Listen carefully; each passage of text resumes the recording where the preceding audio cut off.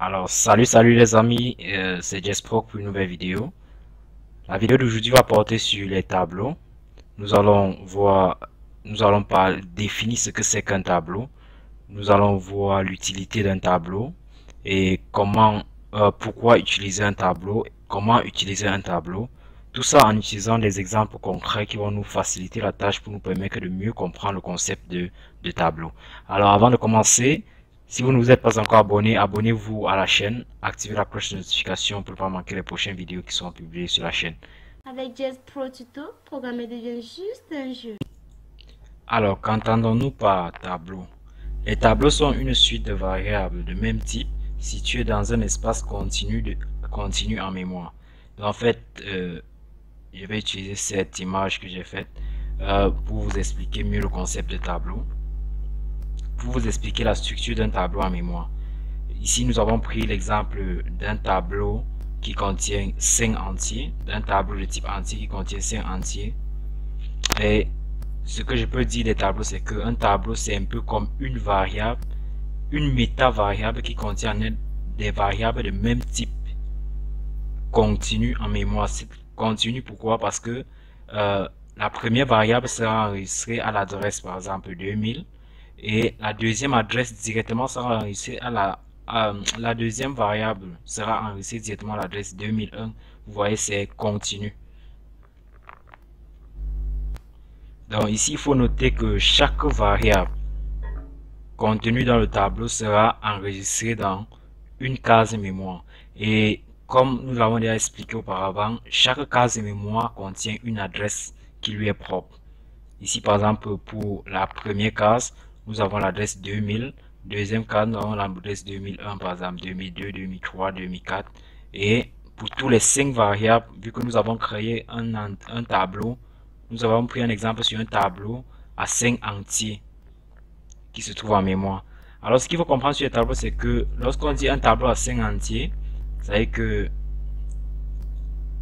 nous aurons 5 entiers précisément en mémoire. Ça veut dire qu'on aura 5 cases mémoire qui seront occupées.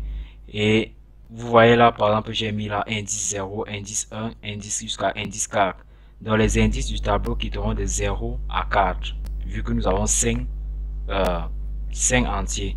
Donc, de 0 à 4, nous avons 5 entiers. Nous allons plus expliquer ça dans le programme. Allons un peu au niveau du programme, dans code bloc, et voyons un peu comment créer un tableau. Pour créer un tableau, c'est très simple. On fait juste, pour créer par exemple notre tableau, notre exemple de tableau, on fait juste un int tableau,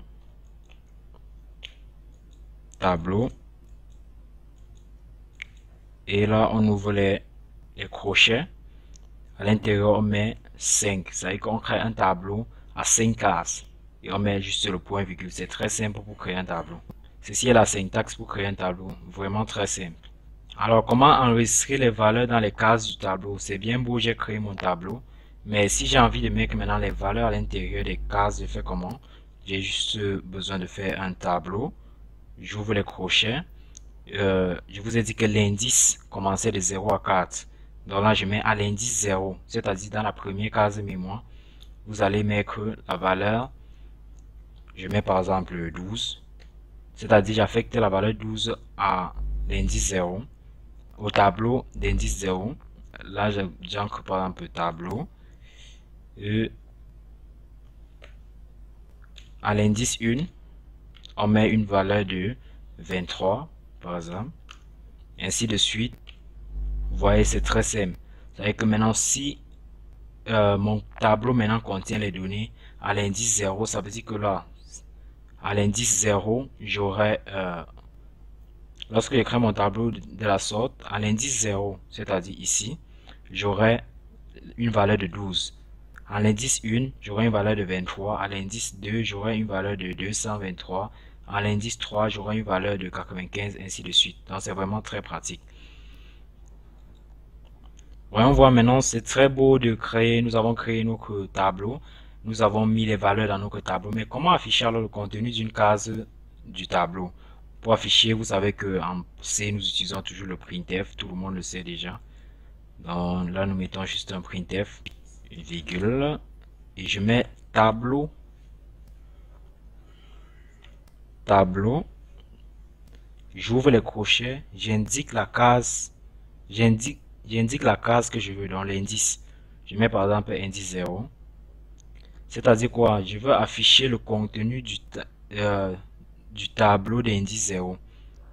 Donc, exécutons le code et vous voyez, c'est la valeur 12 qui est affichée. La valeur 12 qui est la valeur du tableau d'indice 0. C'est-à-dire la valeur de la première case de mémoire. C'est la même chose pour les autres cases. Si je mets par exemple 3 et j'exécute, vous voyez là 95.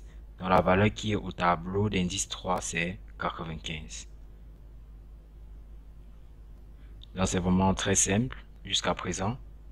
Alors en C également, il est possible de créer ce qu'on appelle des tableaux dynamiques. Les tableaux dynamiques qui veut dire on peut créer un tableau en l'envoyant directement à une variable. Donc je pourrais créer int taille tableau. Je donne une valeur de 5. Et ensuite je viens là, je mets juste à l'intérieur, je mets plutôt taille tableau. Donc je peux créer un tableau en l'affectant directement une variable. C'est ce qu'on appelle les tableaux dynamiques. Ce qui va permettre facilement d'interagir avec l'utilisateur.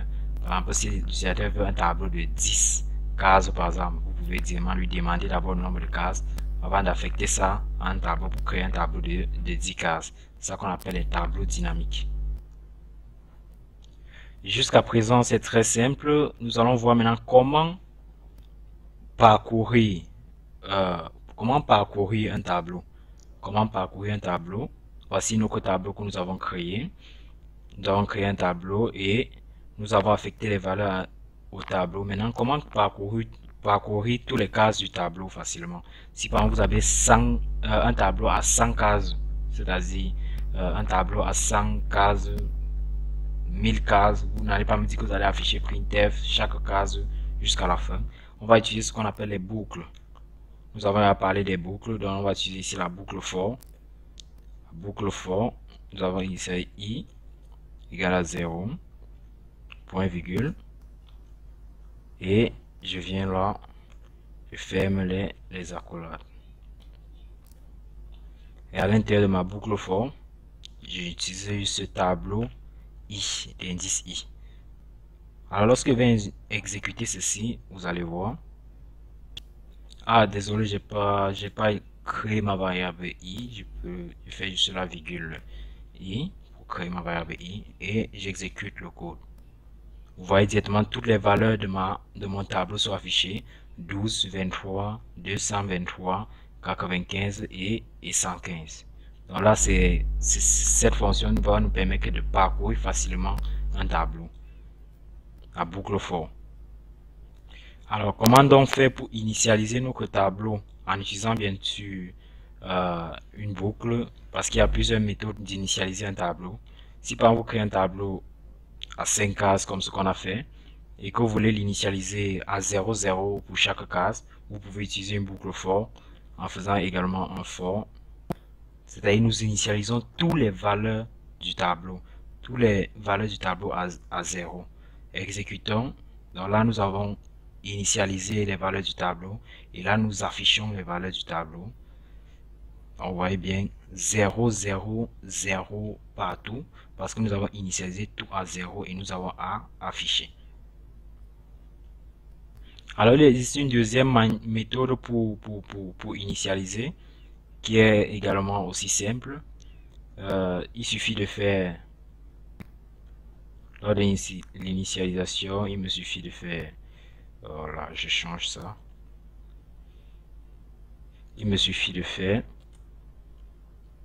tableau de 5 cases, j'ouvre les accolades, je mets directement les valeurs 0 pour l'indice 0, 0 pour l'indice 1, 0 pour l'indice 2, 0 pour l'indice 3 et 0 pour l'indice 4 et j'exécute. Vous voyez, c'est le même résultat 0, 0, 0, 0, 0. Parce qu'on a initialisé directement à 0. Donc ça, c'est également une autre méthode pour initialiser. Vous devez aussi noter également que cette méthode aussi permet également d'affecter des valeurs directement au tableau. Alors, vous pouvez directement faire tableau Et là, on donne par exemple les valeurs 123 et 4. Ça veut dire que pour l'indice 0, je donne la valeur 4. Pour l'indice 1, je donne la valeur 123. Exécutons et observons ensemble. Vous voyez bien là, on a 4, 123, 0, 0. Donc, pour l'indice 4, pour l'indice 0, je donne la valeur 4. Pour l'indice 1, je donne la valeur 123. Maintenant, pour les autres indices, elle ne voit pas de valeur qu'on a affectée. Elle affecte automatiquement les valeurs 0, 0. Oui, c'est vrai, cela insinue également que si vous faites directement ceci, vous pouvez directement initialiser votre tableau. Le tout à 0, 0 parce que vous donnez une valeur 0 à la première case et tout le reste sera mis à 0 vu que vous n'avez défini aucune valeur automatiquement. Nous allons voir maintenant comment passer un tableau à une fonction. Comment passer un tableau en paramètre à une fonction. Ok, là j'ai créé mon tableau, oui, et je voudrais passer en paramètre à une fonction. Là, par exemple, dans notre programme, je vais essayer de créer une fonction qui affiche ceci. Donc, tout ceci là sera affiché par une fonction que je vais créer de type, je vais créer void, oui, affiche, ma fonction affiche tableau. En paramètre, je vais entrer un int, vu que c'est un tableau que je vais envoyer de type entier, int. Vous allez maintenant voir que ici les pointeurs interviennent encore. Dans int, nous mettons un étoile avant de mettre tableau. Pour dire quoi? Ce que nous allons envoyer au paramètre du tableau, en fait, c'est un pointeur. C'est un pointeur vers la première case du tableau. Et nous allons également envoyer int taille du tableau. Taille tableau. J'affiche juste for i, donc je ferai un int i, point virgule, et j'affiche juste là en faisant tableau. Ici, au lieu de 5, je mets plutôt taille tableau. Et le tout est joué. Je dois créer le prototype de ma fonction, n'oubliez pas. Pour créer le prototype de ma fonction, je mets juste cela. Et je mets un point virgule. Dans mon programme, maintenant, je peux utiliser ma fonction affiche tableau. Affiche tableau. Qui va recevoir le tableau en question. Qui est un pointeur. Et la taille du tableau qui vaut 5. Qui est un entier. Alors, lorsque je mets point virgule et que j'exécute, vous voyez, le programme continue à afficher le contenu de mon tableau. C'est vraiment très simple d'envoyer un tableau à une fonction. Il faut tenir compte que en fait c'est un compteur, le tableau que vous envoyez à cette fonction. Si par exemple nous venons là, nous faisons un peu un printf pour vérifier ce que je dis. Printf. Là on met par exemple le pourcentage d et on essaie d'afficher anti/n, on essaie d'afficher la valeur tableau. Ici, on affiche directement la valeur tableau. Vous allez voir de quoi je parle. Lorsqu'on exécute directement, vous voyez, c'est en fait une adresse. Qui est quoi? L'adresse vers la première case mémoire, dans la case d'indice 0. C'est l'adresse vers la case d'indice 0. C'est pour ça que si vous vous permettez de faire ceci, vous pouvez bien vous permettre de faire ceci, étoile tableau, et vous allez obtenir la valeur de la première case du tableau. Voilà, et vous voyez, vous obtenez 0 qui est la valeur de la première case du tableau. Bon, c'est pas très clair parce que là, essayons de mettre une valeur 2345, 645, exécutons, et vous voyez bien que c'est la valeur 23 qui est prise. Donc, en fait, tableau, c'est l'adresse de la première case du tableau. Et lorsqu'on met étoile tableau, c'est qu'on veut récupérer la valeur de l'adresse, la valeur qui est à l'adresse de la première case du tableau. Donc, vous voyez, c'est vraiment très simple. C'est en fait les pointeurs qui reviennent. Vous pouvez également vous permettre de faire un truc comme ceci. Là, vous mettez entre parenthèses plus 2. C'est-à-dire quoi? C'est-à-dire, nous prenons l'adresse de la première case du tableau, nous faisons plus 2, c'est que nous obtenons l'adresse de la troisième case du tableau. Et vous allez voir la valeur qui sera affichée sera 645. Pour dire quoi? On a demandé, on utilise étoile pour demander la valeur qui a l'adresse tableau plus 2. Tableau plus 2, donc l'adresse 1, l'adresse 0, l'adresse à l'indice 0 plus 2.